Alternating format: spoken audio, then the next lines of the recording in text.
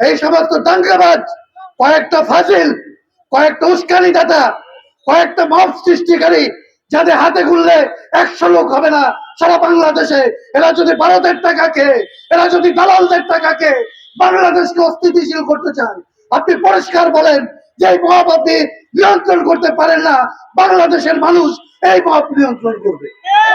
আপনারা জানেন যে আজকে ঈদে মিলাদুন নবী, এরকম দিনে আসলে আমাদের সমাবেশ করার কথা না, কিন্তু এটা এরকম এক দেশ, এরকম এক পরিস্থিতি দিনে দিনে তৈরি করা হয়েছে, যে অভিযোগ একজন মানুষ জীবিত থাকলে দেওয়া যায়।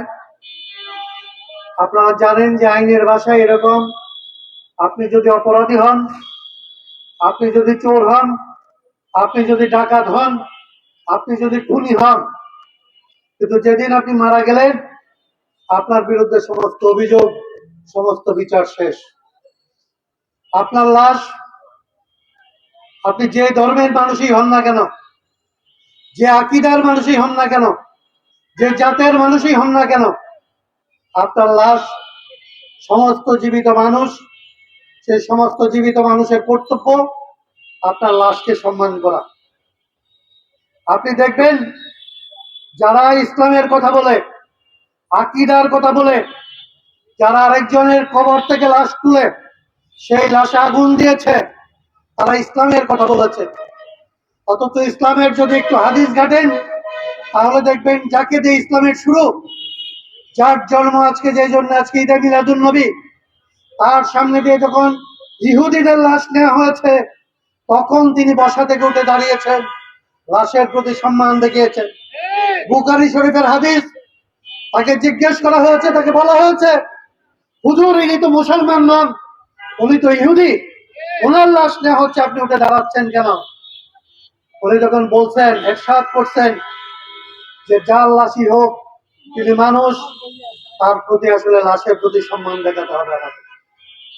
আমরা পরিষ্কার করে জানান, এই দেশের মুসলমানরা যে দেশকে সবচেয়ে পবিত্র মনে করে, যে দেশের মাটিকে পবিত্র মনে করে, যেই দেশে গিয়ে আসলে আমরা চুমু দিতে পারলে যার মাজার শরীফে আমরা মনে করি যে আমাদের সারা জীবনের পাপ স্খলন হয়ে যাবে, সেই দেশে আবু জাহেলের কবর আছে না? যারা আসলে হযরত মুহাম্মদকে আঘাত করেছে তাদের কবর আছে না? তাদের কবর কি তোলা হয়েছে? তাদের কবর তুলে কি আসলে পুড়ে ফেলা হয়েছে? আজকে যারা মুসলমানের নামে, ইসলামের নামে, আকীদার নামে যারা এই কবর প্রত্যেকে লাশ তুলে এবং লাশে আগুন দেয়, তারা কি হযরত মুহাম্মদের চাইতে, তার অনুসারীদের চাইতে, তার দেশের মানুষের চাইতে বড় মুসলমান? আজকে আমরা এই মুসলমানদের কাছ থেকে, এই হুজুরদের কাছ থেকে কোনো কথা শুনি নাই। আমরা অনুরোধ করতে চাই হুজুরদেরকে যে দেশে একটা বিশৃঙ্খলা তৈরি করার চেষ্টা করা হচ্ছে, এই দেশকে আবার নতুন করে একটা জুলুমের রাজত্ব প্রতিষ্ঠা করার জন্য, আগের সরকারকে ক্ষমতা আসার জন্য, কিংবা তাদের মতো এরকম ভয়াবহ সরকার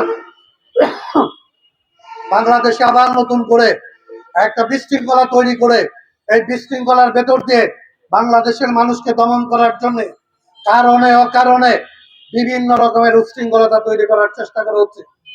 আমরা হুজুরদেরকে অনুরোধ করব, এদেশের মুসলমানদেরকে অনুরোধ করব, এই যে একজনের লাশ পোড়ানো হয়েছে, আপনারা, আমরা যদি একজন মুসলমানের অনুভূতিতে আঘাত করি, হুজুররা মিছিল নিয়ে বাইর হয়, বলে যে মুসলমানের অনুভূতিতে আঘাত করা হয়েছে। আমরা অনুরোধ করতে চাই, 18 কোটি মানুষের অনুভূতিতে আঘাত করা হয়েছে। এই বাংলাদেশের 18 কোটি জীবিত মানুষ, তাদের প্রত্যেকের অনুভূতিতে ইসলামের নাম ব্যবহার করে আকীদার কথা বলে এই আঘাত করা হয়েছে। তাদের বিরুদ্ধে আসলে আমাদের যাদের ঈমান আছে, যারা আমরা মুসলমান, যারা নিজেদেরকে হযরত মুহাম্মদের উম্মত দাবি করি, তাদের এগুলোর বিরুদ্ধে আসলে সোচ্চার হতে হবে, সজাগ থাকতে হবে। আরেকটা কথা বলতে চাই, এই সরকার, তাদের যে আচার আচরণ, আমাদের এক বন্ধু বলছে যে এটা থেকে মনে হয় দেশে কোনো সরকার নাই। আমরা বলতে চাই, পরিষ্কার করে বলতে চাই, বাংলাদেশে 5 তারিখ থেকে 8 তারিখ পর্যন্ত কোনো সরকার ছিল না। 8 তারিখে সরকার বসানো হয়েছে। আপনারা যদি মনে করেন যে আপনি এখন সরকারে আমরা সবাই মিলে বসাইছি, এই দেশের জনগণ আপনার উপর ভরসা করছে, আপনাকে বিশ্বাস করছে, আপনাকে বাইরে থেকে ডাইগায় না, দায়িত্ব দিছে। আজকে যদি আপনি পরিষ্কার করে মনে করেন যে পুলিশ আপনার কথা শুনে না, পরিষ্কার করে বলেন যে আপনি আসলে রাজবাড়িতে অর্ডার দিয়েছিলেন, আপনার স্বরাষ্ট্রমন্ত্রী আদেশ দেওয়ার পরে পুলিশ সেখানে আসলে কোনো ব্যবস্থা নেয় নাই, বাংলাদেশের মানুষ সেই পুলিশের বিরুদ্ধে ব্যবস্থা নেবে। কিন্তু আপনাকে পরিষ্কার করতে হবে এই বুথ কি আপনার মধ্যে নাকি এই বুথ পুলিশের মধ্যে। আপনি নিজে আদেশ দেন না নাকি পুলিশ আদেশ মানে না, এটা পরিষ্কার করতে হবে। বাংলাদেশে একটা পরিষ্কার শাসন চাই আমরা, একটা ট্রান্সপারেন্ট গভর্নমেন্ট চাই। আপনার কথা এবং কাজের মধ্যে আপনার মিল থাকতে হবে। আপনি না পারলে জনগণকে বলতে হবে যে আমার কথা অমুক প্রশাসন শুনে না, একে দিয়ে আমি আসলে দেশ চালাইতে পারতেছি না। জনগণ আপনাকে যেভাবে বসাইছে সেইভাবে আপনাকে ক্ষমতা সম্পন্ন করবে। আপনার পক্ষে এখনো পর্যন্ত এই দেশের বেশিরভাগ মানুষ, এই দেশের বেশিরভাগ মানুষ, এই দেশের ৮০% মানুষ এখনো পর্যন্ত শান্তির পক্ষে। এখনো পর্যন্ত যারা দুর্নীতি করছে, যারা লুটপাট করছে, যারা মানুষের উপর জুলুম করছে, তাদের বিচারের পক্ষে। আপনি যদি বিচার করার মতো ক্ষমতা না পান, আপনি যদি কাউকে ভয় পান, আপনি বাংলাদেশের মানুষকে আসলে ডাক দেন, বাংলাদেশের মানুষকে আপনার সাথে নেন। আপনার চাইতে অনেক শক্তিশালী কেউ থাকতে পারে, কিন্তু বাংলাদেশের জনগণের চাইতে শক্তিশালী যে কেউ না।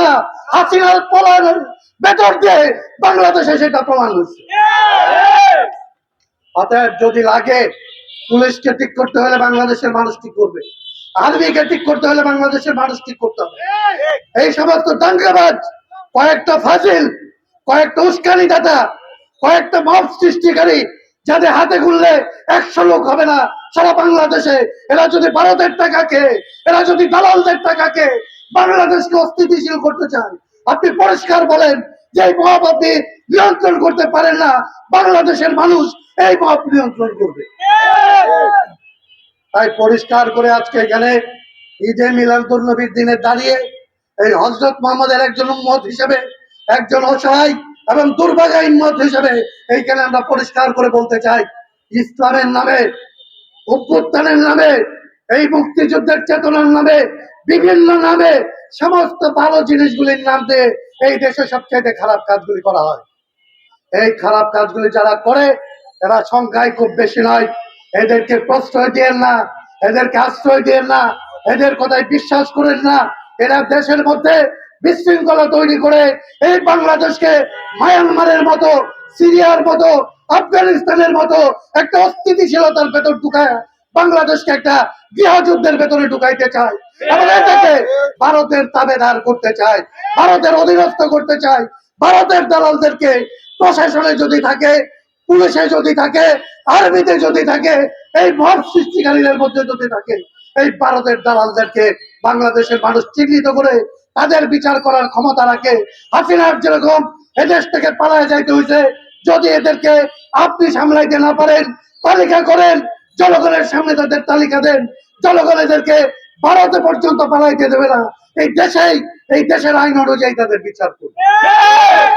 সেই কথা আপনাদেরকে বলছি, সেই আহ্বান জনগণকে রাখছি, সেই আহ্বান এই দেশের সমস্ত রাজনৈতিক দলগুলিকে বলছি, দায়িত্বশীল আচরণ করেন। দেশে যখন বিশৃঙ্খলা তৈরি হয় তখন উচ্ছৃঙ্খলতায় আগুন দিয়েন না। আপনি একটা রাজনৈতিক দল করেন, আপনার অফিসে আপনি থাকেন, আপনার যদি কারো বিরুদ্ধে বিচার থাকে, অভিযোগ থাকে, সরকারকে বলেন, আদালতকে বলেন, আরেকটা অফিসে আগুন দিতে যায় না। এই আগুন নিয়ে খেলেন না, আগুন নিয়ে খেলে বাংলাদেশের ভালো হবে না। এবং আপনারা যারা আগুন নিয়ে খেলতে চান তাদেরকে অনুরোধ করতে চাই, দায়িত্বশীল আচরণ করেন। রাজনীতি করেন মানে হচ্ছে আপনি মানুষের দায়িত্ব নিছেন, দেশের দায়িত্ব নিছেন, জনগণের পক্ষে আপনি ক্ষমতা নিতে চান।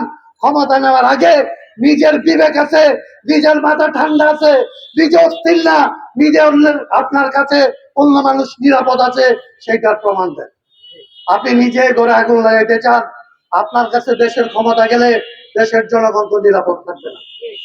এগুলি রাজনীতি না, এগুলি পারলে, এগুলি পাড়া কাটা, এগুলি উচ্ছৃঙ্খলতা তৈরি করা, এগুলি করবেন না। সমস্ত রাজনৈতিক দলকে অনুরোধ করি, আগুন দিয়ে খেলবেন না, অস্থিতিশীলতা তৈরি করবেন না। এবং সরকারকে বলি, অসহায়ের মতো, শিশুর মতো বসে কান্নাকাটি করেন না। যদি না পারেন হয় ছেড়ে দেবেন, আল্লাহ হয় জনগণকে ডাকেন। জনগণ আপনাদের সাথে থাকবে এই আশাবাদ ব্যক্ত করে এই আজকের এই ঈদ মিলাদুন নবীর দিনে আপনাদের সবাইকে একজন মুসলমান হিসেবে সালাম জানিয়ে এই দেশের সমস্ত মানুষের মঙ্গল কামনা করে এই রাজনৈতিক পরিস্থিতির উন্নতি ঘটবে এই আশাবাদ ব্যক্ত করে আপনাদের সবাইকে সালাম জানিয়ে আমি আমার কথা এখানে শেষ করছি। আপনাদের সবার শুভকামনা হোক, শুভ বুদ্ধির উদয় হোক, বাংলাদেশ রক্ষা পাক।